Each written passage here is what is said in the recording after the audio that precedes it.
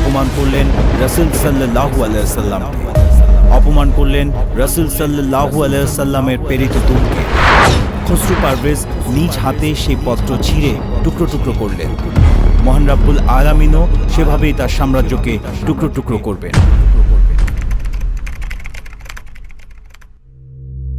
আরবের মরুভূমি পার হয়ে পারস্যের দিকে এগিয়ে চলছে এক কাফেলা। কাফেলার অগ্রভাগে যিনি আছেন তার কাছে একটি পত্র আছে।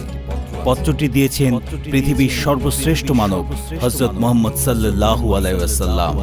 পত্রবাহকের নাম হযরত শামী রাদিয়াল্লাহু আনহু। পত্রবাহকের গন্তব্য পারস্য সম্রাট খসরু পারভেজের দরবার।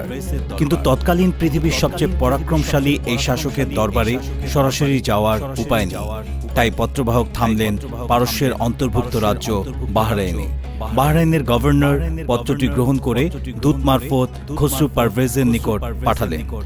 পত্র পড়ে শোনানো হলো পারস্যের রাজাকে। পত্রের লিখনি শ্রবণ করে রেগে অগ্নিশর্মা হলেন সম্রাট। পত্রে ছিল পৃথিবীর সবচেয়ে বিশুদ্ধ এবং সুন্দর ধর্ম ইসলাম গ্রহণের দাওয়াত, যেখানে ছিল এক ও অদ্বিতীয় মহান রাব্বুল আলামিনের প্রশংসা। ছিল না কোনো দুনিয়াবী শাসকের দাবেদারিপূর্ণ কথামালা। খসরু পারভেজ নিজ হাতে সেই পত্র ছিঁড়ে টুকরো টুকরো করলেন। অপমান করলেন রাসূল সাল্লাল্লাহু আলাইহি ওয়াসাল্লামের প্রেরিত দূতকে, অপমান করলেন রাসূল সাল্লাল্লাহু আলাইহি ওয়াসাল্লামকে। দূত ব্যর্থ মনোরথে ফিরে এলো রাসূল সাল্লাল্লাহু আলাইহি ওয়াসাল্লামের কাছে। সব শুনে রাসূল সাল্লাল্লাহু আলাইহি ওয়াসাল্লাম মুচকি হাসলেন।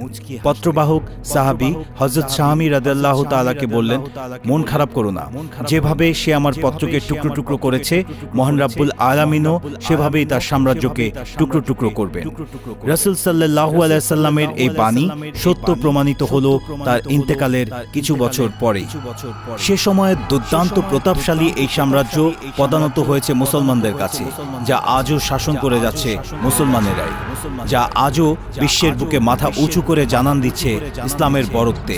সেই পারস্য আজ ইরান নামে পরিচিত। আজকের ভিডিওতে থাকছে মুসলমানদের পৃথিবীর সুপার পাওয়ার পারস্য বিজয় করার ঘটনা।